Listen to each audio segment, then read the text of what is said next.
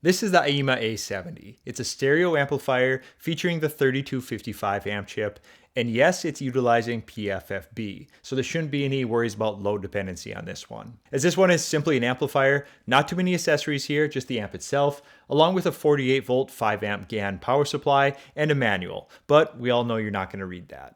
The orientation is more vertical with this one, which might be interesting when we open it up. One benefit of the taller case may be the ease of installing some of the taller op-amp upgrades that occasionally won't fit in some of the other models. Op-amp changes can be a bit hit or miss with me, as I think there's more relevant changes that you can do with like a speaker upgrade, for example. But I like to include it as it does interest a lot of people, and who knows, maybe your speaker selection is already set and you're just looking for more of a fine tuning. The ones I have in mind for this are the Bursons and the Sparkos. I can't fit the Bursons in very many of the amps, so we'll see what fits inside this one a little bit later. Also curious how they changed up the heat dissipation in this new case design. Handling this one, we get a dual function power volume and input selection knob. Push a button for power, additional push for input selection, and then a long hold to power it down into standby mode. I'm generally not the biggest fan of these dual function knobs, as some of the commands can be touchy, but this one actually appears to be pretty well executed. The problem you usually encounter on a bad implementation is the commands are a bit too close. You change inputs when you're trying to power it down, things like that.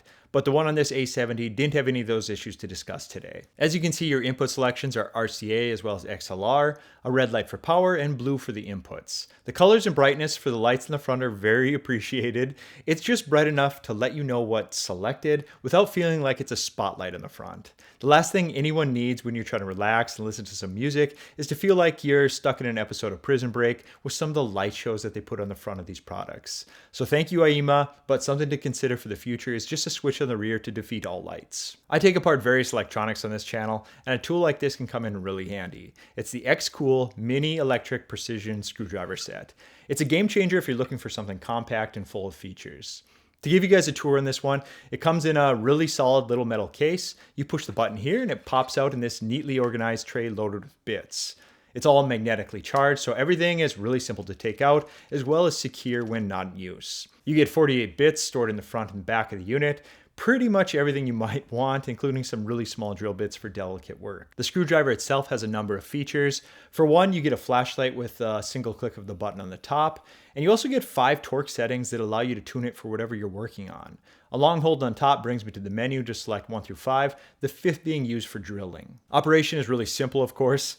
Down to screw it in, up to remove, and when you're in drill mode, you can actually set it to continuous, so you don't have to work the buttons while you're trying to drill something straight. If the screw requires a bit more torque to get it started for removal, you can operate this manually as well. The screwdriver is charged while in the case for storage. It's a USB-C connection. You can see the status lights while it's charging. The charge seems to hold really well. They claim it can drive over 500 screws and drill 40 plus holes into a 1.4 millimeter aluminum plate on a single charge. In my testing so far, the battery level hasn't even dropped, so it seems pretty legit. This compact unit was actually a lot more impressive than I was expecting.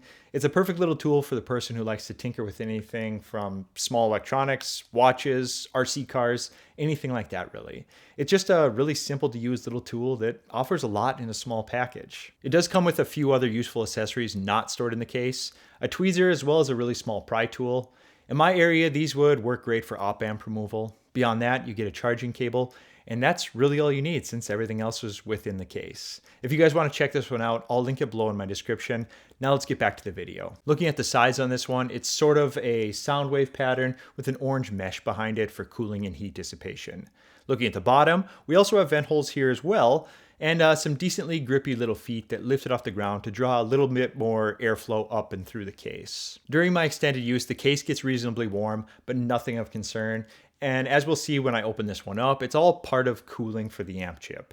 Basically, think of the entire case as a heatsink rather than simply a box to hold the chips. I let this one play for a long time because I wanted to see if I could really get it cooking. Even with the 48 volt power supply, it never really rang any alarm bells for myself. I see a lot of comments out there on these desktop amps about the case temps and concerns with heat. It's going to get warm, even a little hot, and that's okay. I've yet to have one of these fail from overheating. It's generally just part of the design.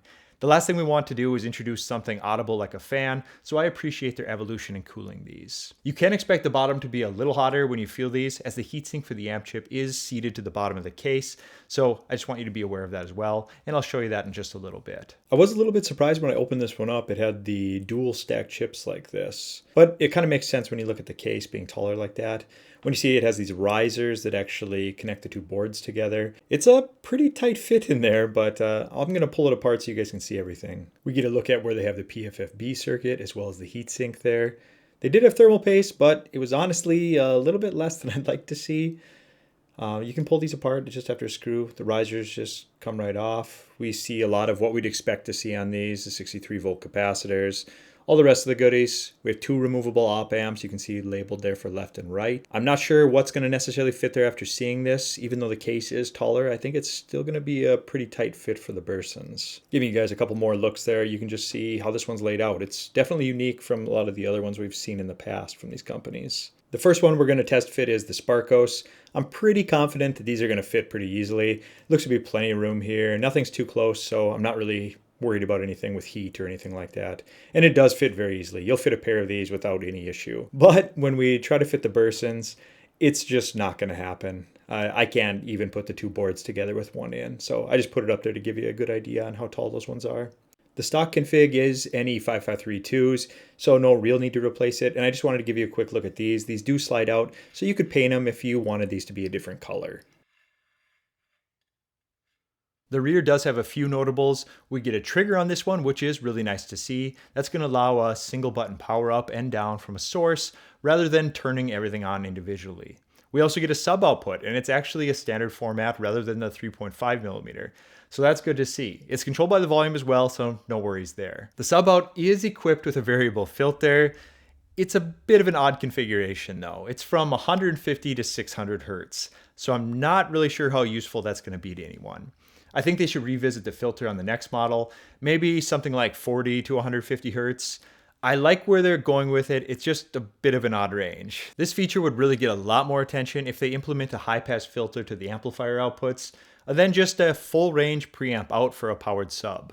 Most everyone using these has them connected to bookshelf speakers, and a lot with subs, so this would help out a lot of people taking the low frequency burden off of the bookshelves. Lower the bookshelf distortion and let the sub handle the heavy lifting. The sub out still functions fine here, it's just I won't have much use for the filter within this range.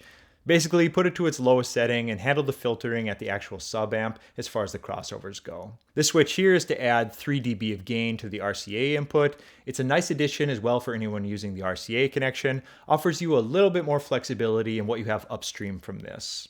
The speaker terminals are staggered and full size, so that's a bonus on this one as well. Didn't even need to bust out my magnifying glass to plug in the banana plugs. We keep getting closer and closer to a really solid and polished product, but there's always a gotcha. This one has a lot of great features, performs really well, then we get a filter for 150 to 600 hertz.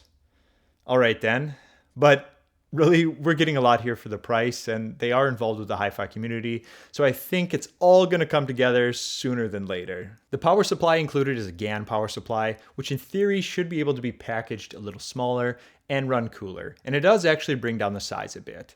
Here it is stacked up to a 24 volt 6.75 amp power supply from SMSL. I don't believe we're going to get any audible sound improvements from something like this, so don't really expect anything there, but if we can continue to get the size down on these power supplies, that's a big plus in my book. I just checked back on the Aiyima site, and I see you can actually purchase this one of three ways, with the 48 volt 5 amp, the 48 volt 10 amp, or no power adapter included. I like what they did, offering the option to not include a power brick. At this point, a lot of people have plenty of these laying around, or maybe you already upgraded to a 48 volt 10 amp on a previous model, and this can save you some coin. Sound performance wise, this one met my expectations. No qualms on its performance really. The speakers are dead silent with it on, and I was able to reach clean levels of audio well beyond the point of hearing safety in my office. In fact, I pulled out my dB meter, and it was a bit higher than I was expecting to see. That's a good real-world way to think about a lot of these. Does it sound good in comparison to other amps at or beyond its price point? In this case, yes. Is there any glaring flaws to the sound? Things like low output, overly tinny or compressed sound, and even simple things like a hiss when nothing is playing. All good here on this one. And finally, does it have any quirks that need to be brought to your attention? In this case, just the filter. The addition of PFFB on this one keeps things in check as well, so you won't get the erratic changes in sound profiles depending on how the crossover network was assembled. To me, this one gets a pretty easy recommendation for the user who wants to jump into budget amps but isn't looking for monoblocks. It sounds great, has most of the features that I'm looking for, except for that sort of out of place filter, but beyond that, generally it gets the job done. Coming in at $189.99 with a 48 volt power supply, and then if you want to create a stack for this at a little under $400, you can get a usable and competent power amp, DAC, streamer, preamp when you pair this with something like a Win Pro Plus. That'll get you a remote as well, so you'll have pretty much everything covered beyond the speakers. I generally suggest bookshelves with these, as so many of these amps find their way onto desktops, but with its power levels, this one is floor standing speaker safe within reason as well. Let's not go too crazy here, but your options are pretty wide open for shopping this setup. I would guess there's a good chance you're not subscribed to my channel yet. Please take a moment to subscribe. It really makes a world of difference to getting these videos pushed out to a wider audience. And if you're already subscribed, a like and comment is always appreciated as well. Let me know what's going on in your hi-fi world lately. Talk soon. Later.